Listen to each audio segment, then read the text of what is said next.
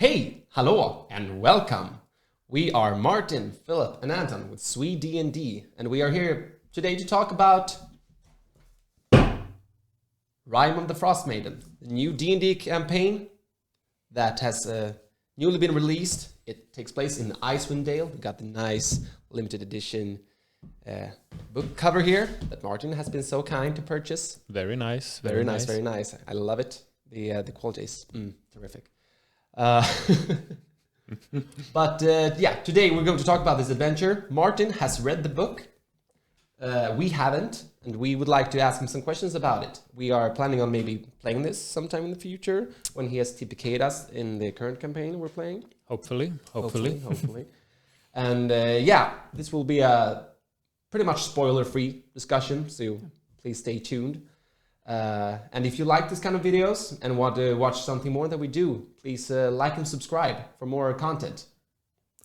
Yes, and all that we know, you and me, Philip, we only know what the players would know going into this adventure. Yeah. So we haven't read it and we don't know anything about the story, really. So that's why we're here, right? Yeah, we know there's something about a maiden and some ice. Indeed. So Martin, if you would please tell us some basic things about the campaign, like what starting levels, where does it take place? I mean, Icewind Dale, where is that? Yeah, absolutely. This adventure spans the levels between 1 and level 12, depending on how you choose to play it. And it mainly takes place in the region in the far north on the Sword Coast called Icewind Dale. That is literally like the frigid end of the world when it comes to the Sword Coast. It's way beyond the spine of the world and kind of stuck between the Sea of Moving Ice and the giant rugged glacier. So it's like North Pole, pretty much. Yeah, pretty much. A lot of ice, a lot of snow, and mountains. So the level range is pretty similar to a lot of the other adventures then, because a lot of the adventures that Wizards has released have been like between levels 1 and 12. Yeah, I think that's like the commonly accepted like sweet spot of D&D, I guess, or somewhere around 5 to 10 levels. Yeah, the higher levels are harder to design around and DM around because you get so powerful after a while. Yeah, the balance goes crazy when you can do so many things. That can be awesome too, but I can see why they design the adventures around these levels, since most people play. Mm-hmm. And it also allows for new people to start at level 1 instead of starting the adventure at a higher level. So makes sense. Yeah. So anyway, the adventure takes place in Icewind Dale, which is mostly made up of tundra and mountains. And I think it's an interesting setting. It's different from a lot of the other campaigns, like the cold, the scarcity of life, the way people live in this region. It's pretty interesting, I must say. And I think you will need to adapt to that when you're playing. There will be a lot of focus on survival. Mm-hmm. And that's something that's good to be clear about before starting the campaign. We're going to talk about that a little more later, but it might be useful to think about that when making your character, if I understand correctly. Absolutely. Yeah. Anyway, the adventure starts out in the villages of 10 towns in Icewind Dale. As you can hear on the name, it's a gathering of 10 smaller villages in this part of the world. And they make up most of the civilization in this area. Problem is, it's not very easy getting to and from this part of the world. You can travel to Icewind Dale through some very dangerous mountain passes, or perhaps by the Sea of Moving Ice then, but you can almost hear it on the name. It's not the most pleasant trip. So, I mean, why are the adventurers there? Why would you go to an adventure in Icewind Dale? It sounds horrible, doesn't it? Yeah. It doesn't sound great, no. No. This adventure is premised by the fact that Icewind Dale has had winter for 2 years straight and been locked in a state of night or twilight constantly. The sun hasn't risen above the horizon for 2 years. And rumors say, and I guess most town people blame the goddess Auril, the Frostmaiden, for this, that she has put a curse upon the land. And, well, the players, for one or another reason, might seek out this place of the world to try and rid the region of this horrible curse.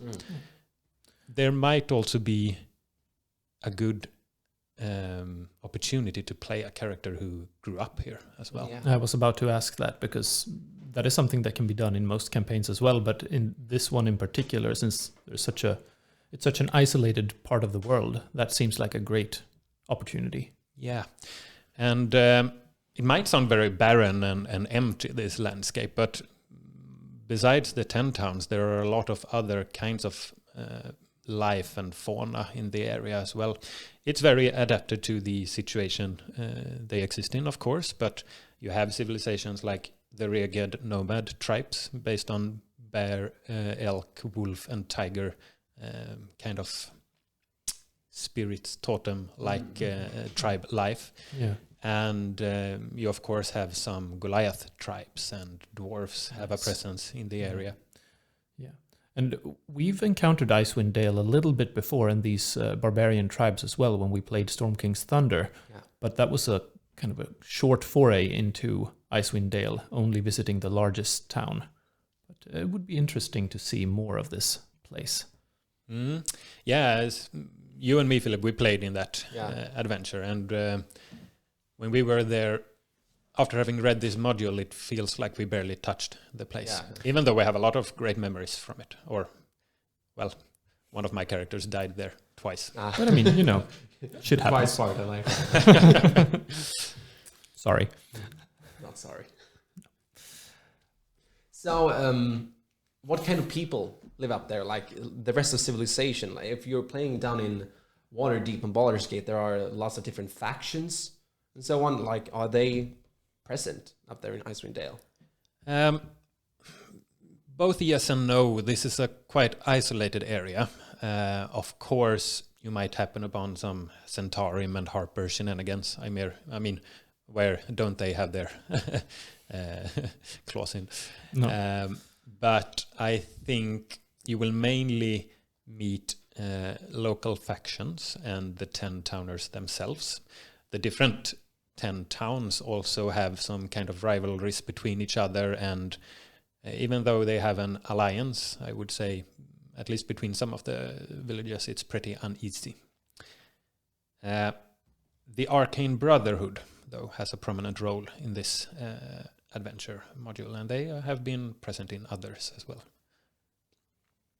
All right, so do they have an antagonistic role? Can you say that much, or would it be possible to perhaps play a character that was sent by the Arcane Brotherhood? Well, that's one great thing about this module, and I think we will touch upon it more later, that depending on your DM and what you come up with, it would absolutely be possible to be a part of the Arcane Brotherhood, at least in my mind.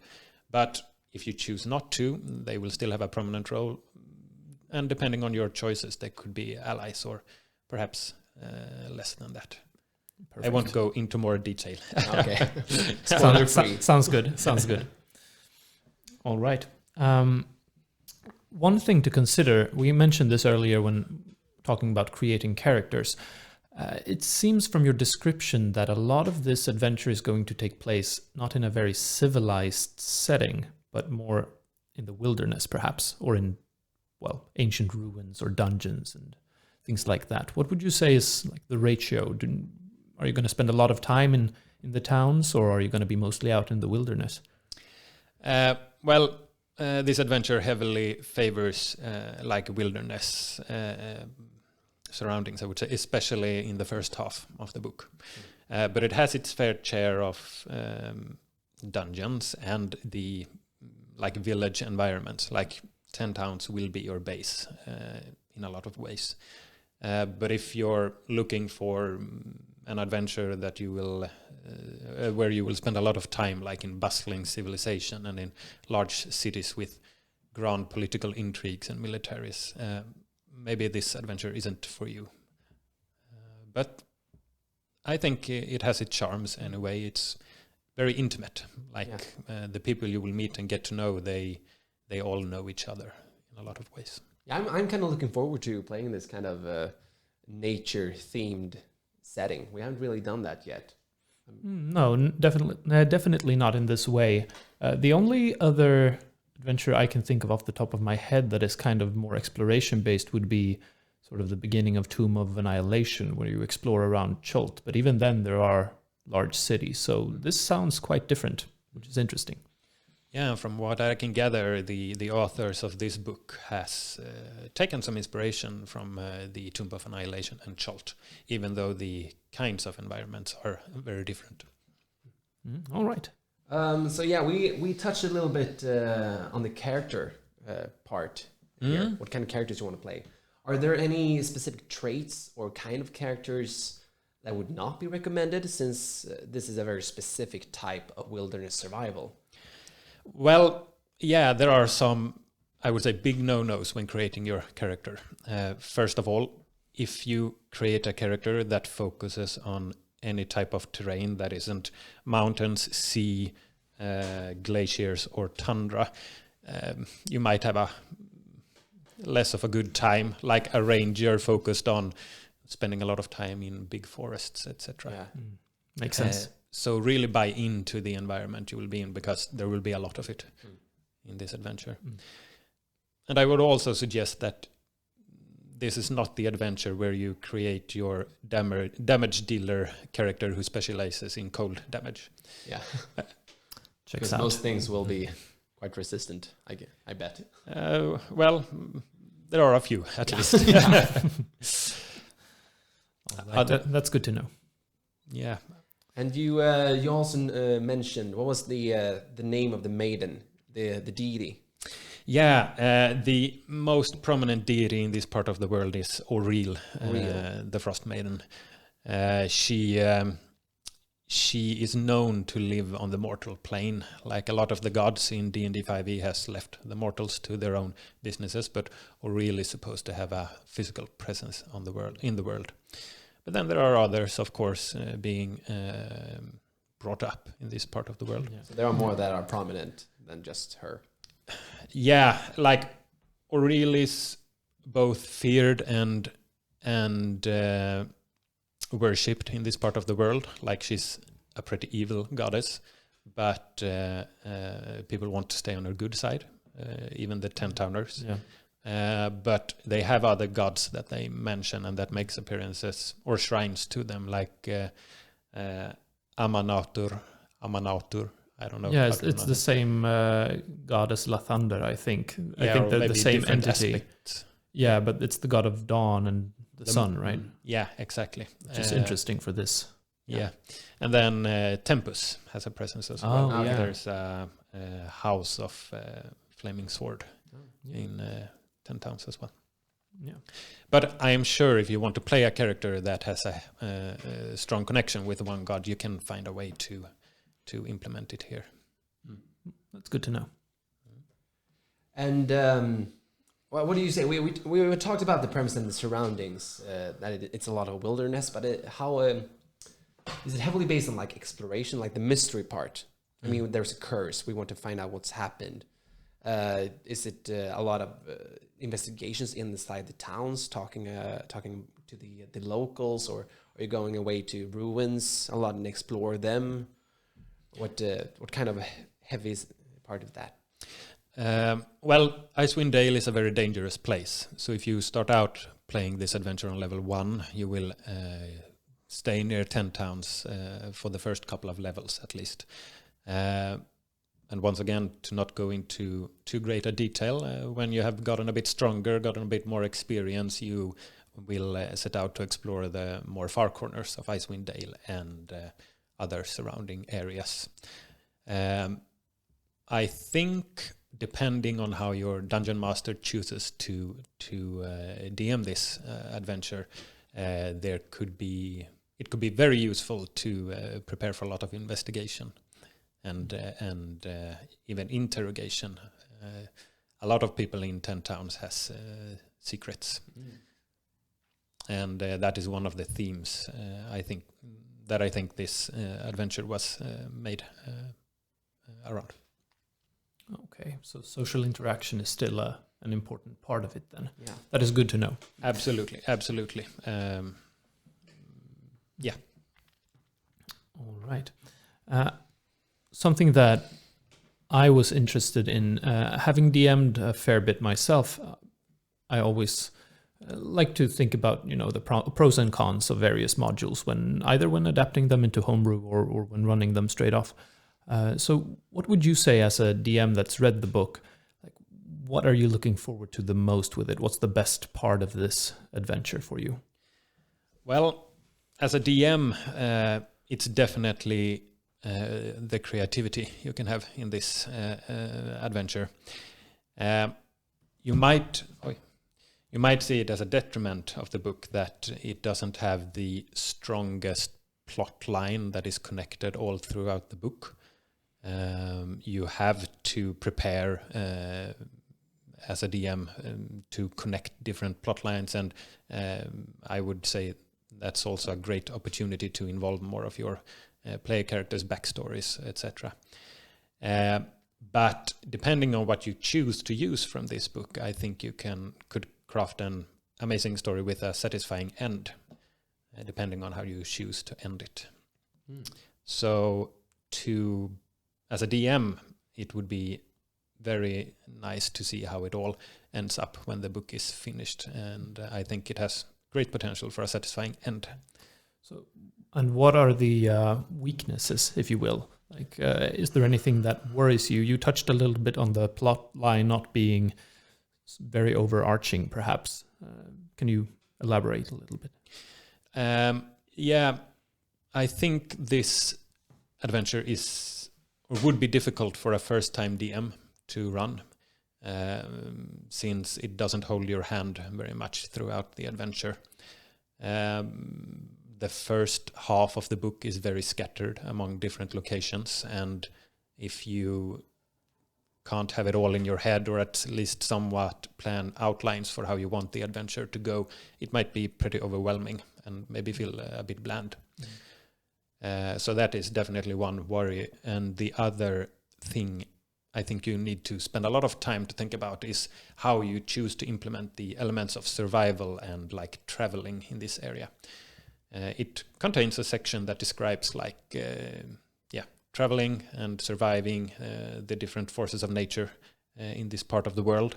And it could get tedious, I think, if you choose to follow it exactly by the book as a DM. I mean, we haven't read that part of the book, but I can imagine, being based on how those rules have worked in the past, being out traveling through the tundra for like 10 days and 7 of the 10 days you get a snowstorm and you get lost. Like, it could get a little repetitive. Exactly.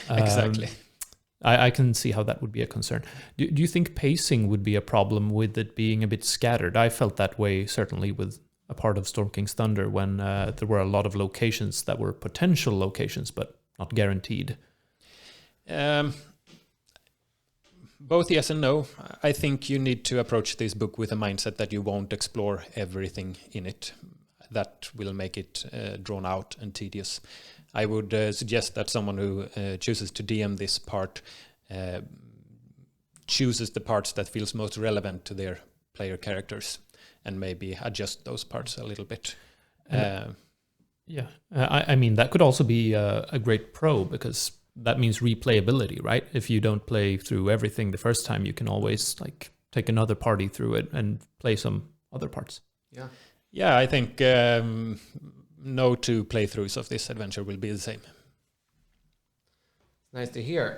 We talked about what's the good and the bad parts of being a DM in this campaign. But what kind of players like to play this? Is it good for new players, or is it more for the veteran players that know what they're doing and what they want to play? I think this is a good adventure for both new players and more experienced ones. What I really think will speak to some players are the sense of mystery and maybe exploration and discovery.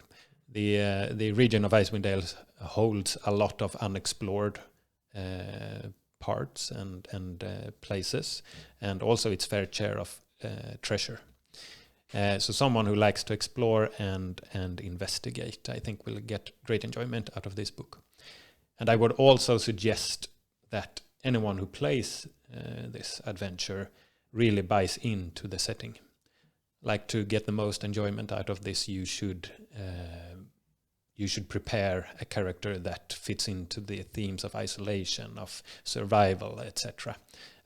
Or maybe overplay it the other way around. Someone is completely out of place, but that you're still functionable. Yeah, and that you still understand that some parts of other D&D adventures won't be present in this one. And I mean, as long as you make that as a conscious choice and have that be a point of like character development and a point of intrigue within the party, that could be interesting. Yeah. As long as you don't do it nonchalantly. Exactly. I think.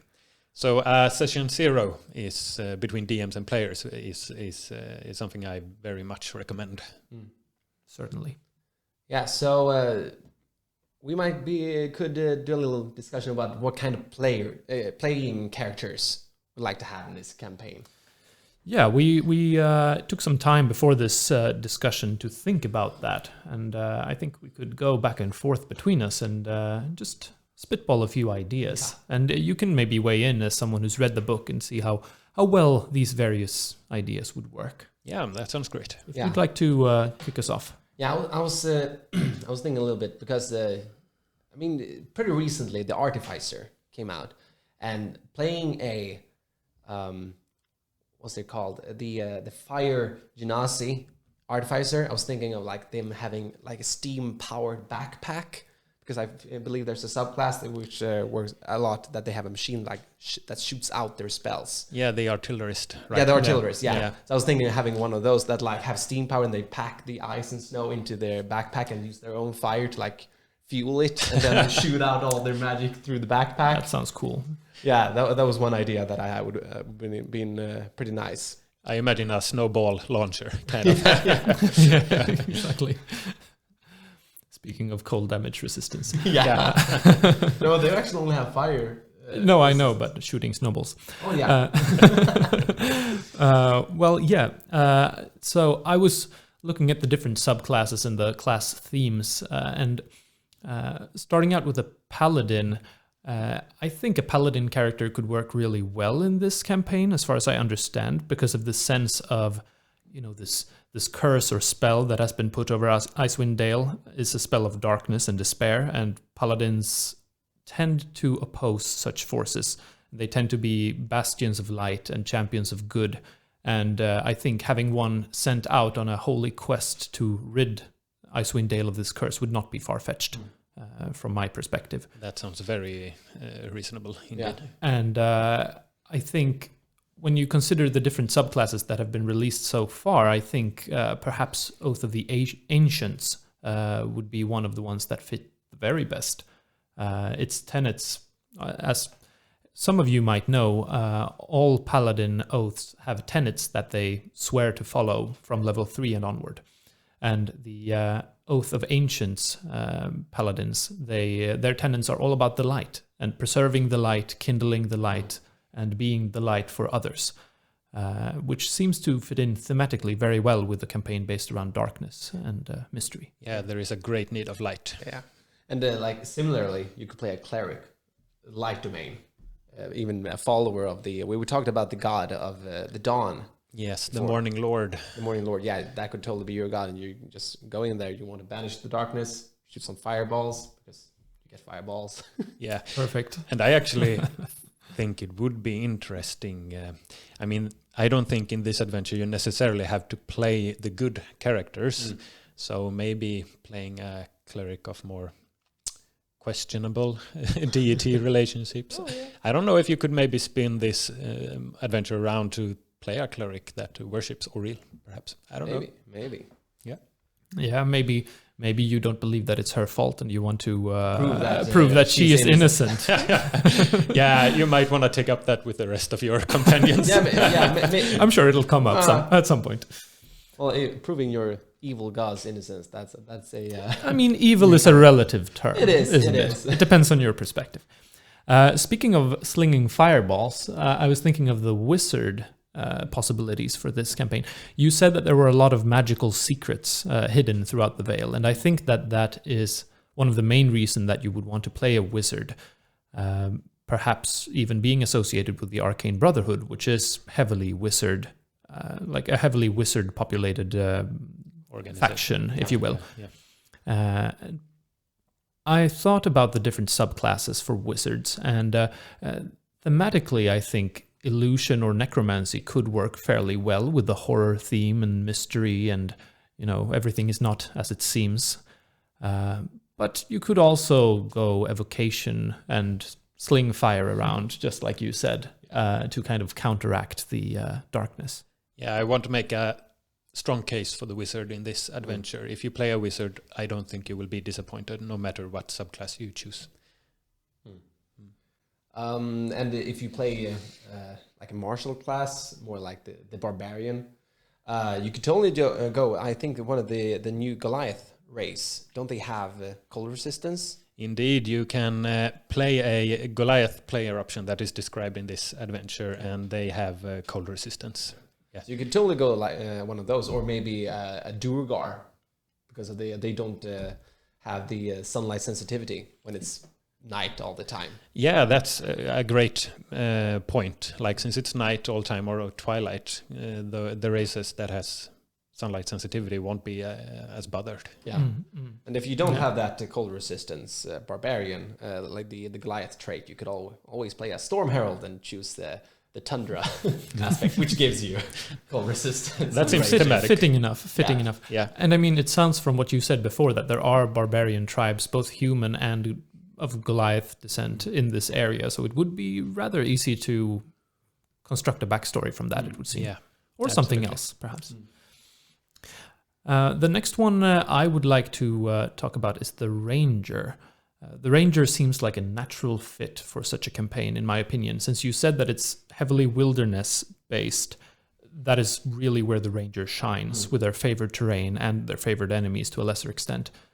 Like, picking the tundra as your favorite terrain in this as a Ranger would make you such an asset to your party for tracking and for knowing things about the environment, where to take shelter, especially when considering the survival aspect of this. So I think that any Ranger that you pick would be good if you pick that as your favorite terrain. And that would be a good opportunity perhaps to play a character from the area as well, being familiar with the different landmarks and having traveled a little bit. Yeah. And the Gloomstalker. Yeah, absolutely. I was going to get to that as well. The subclasses for the Hunter, or the Ranger rather, they leave something to be desired. Sometimes the Hunter archetype is more of a fighter than a Ranger, really. And the Beastmaster, as written, isn't very strong, even though it can be good for role-playing. But the Gloomstalker from Xanathar's Guide to Everything, this book, has the ability to become invisible in darkness to everything that has dark vision. That seems quite useful in a land of eternal darkness. Yeah, that might be a concern of your DM. Or you might want to play a Shadow Monk and just teleport everywhere, because everywhere is dim or dark. Yeah. That is also pretty awesome. Another option for the Ranger could perhaps be to be a Horizon Walker. They are also from Xanathar's Guide, and they are stated to be guardians against supernatural and extraplanar threats. Guarding civilization from magical effects, if you will. So a little bit like the Paladins of the Rangers, perhaps. So absolutely.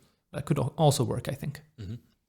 And one more class that would really fit would be the Druid, since they are like, a lot of people play them they are the ones with the animals and nature. But then you think like this is a very specific kind of nature, and you can really go wild with the elemental magic, and maybe even have it set a thing that you summon only Arctic animals, would summon woodland beings, or if you're a Circle of the Moon, you only transform into animals which fit into the terrain. Yeah, absolutely.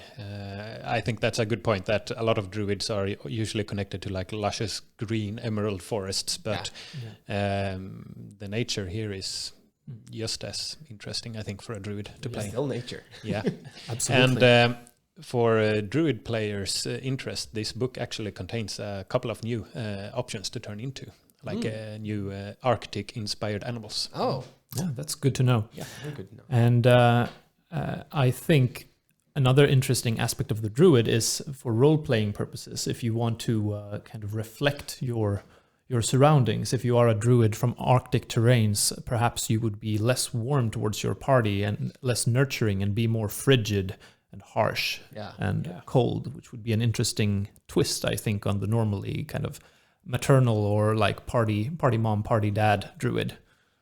Yes, there's a lot of different themes you can have for your characters now that you have such a clear premise and Exactly. like, surroundings Exactly. of the adventure.